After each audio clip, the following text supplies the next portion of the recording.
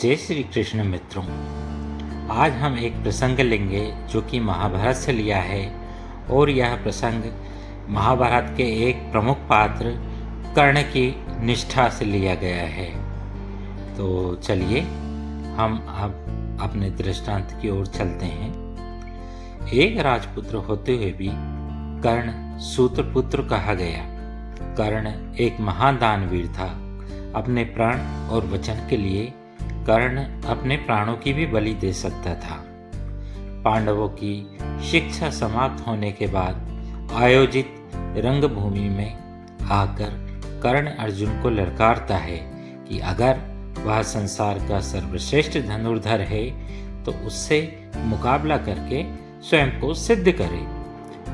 चूंकि कर्ण एक सूत के घर पला बड़ा होता है, इसलिए समस्त प्रजा एवं निर्णायकगण उसे सूत पुत्र समझकर अर्जुन से मुकाबला नहीं करने देते हैं। पांडवों के प्रखर विरोधी दुर्योधन को यहाँ एक अवसर दिखता है और वह फौरन कर्ण को अंग देश का राजा घोषित कर देता है और कर्ण को अपना मित्र बना लेता है।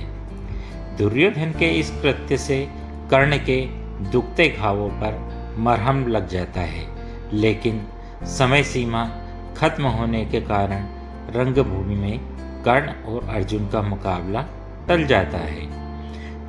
पांडवों और कौरवों के अंतिम निर्णायक युद्ध से पहले भगवान कृष्ण कर्ण को यह भेद बताते हैं कि तुम एक पांडव हो और कुंती के ज्येष्ठ पुत्र हो।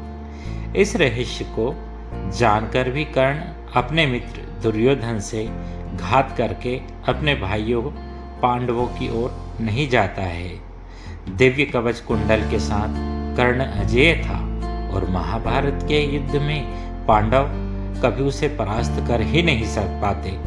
अतः इंद्रदेव उससे सुबह स्नान के समय ब्राह्मण स्वरूप में आकर दान में कवच कुंडल मांगते हैं। पिता सूर्यदेव द्वारा दिखाए गए स्वप्न से कर्ण को यह बात पहले ही ज्ञात हो जाती है कि इंद्रदेव उससे रूप बदलकर कवच कुंडल मांगने आएंगे, किंतु फिर भी दानवीर कर्ण ब्राह्मण रूपी इंद्रदेव को खाली हाथ नहीं लौटाता और उनकी मांग पूरी करता है। इंद्रदेव कवच कुंडल के बदले में कर्ण को एक शक्ति अस्त्र प्रदान करते हैं, जिसका इस्तेमाल सिर्फ एक ही बार किया जा सकता था और उसकी कोई काट भी नहीं थी। युद्ध के दौरान भीम का पुत्र घटोत्कच जब कौरव सेना को तिनकों की तरह उड़ाए जा रहा था तो उसने दुर्योधन को भी लहूलुहान कर दिया। तब दुर्योधन सहायता मांगने कर्ण के पास आया।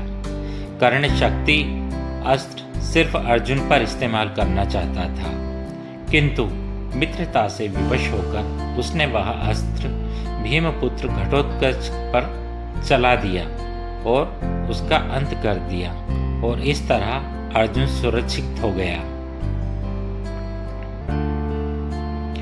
अपने साथ दो शापों का बोझ लेकर चल रहे कर्ण को यह बात पता थी कि जहाँ धर्म है वहीं कृष्ण होते हैं और जहाँ कृष्ण है वहीं विजय भी होती है। फिर भी उसने न दुर्योधन के एहसान को भूलकर उससे घात की और न ही कभी अपनी दानवीरता से पीछे हटा। इस दृष्टांत का सार है कि जितना हो सके तो किसी के ऋणी मत बनो, और एक बार अगर किसी के ऋणी बन ही जाओ तो फिर ऋण चुकाने में किसी तरह की आनाकानी मत करो। अगर कोई कुछ मांगने आए तो उसे निराश नहीं करना चाहिए, जितना संभव हो उसकी मदद करनी चाहिए। तो मित्रों, यह थे महाभारत का एक छोटा सा दृष्टांत। उम्मीद है आपको पसंद आया होगा।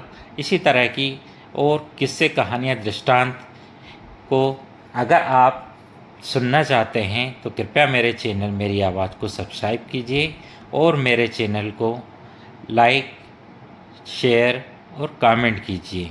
तब तक के लिए जय श्री कृष्ण।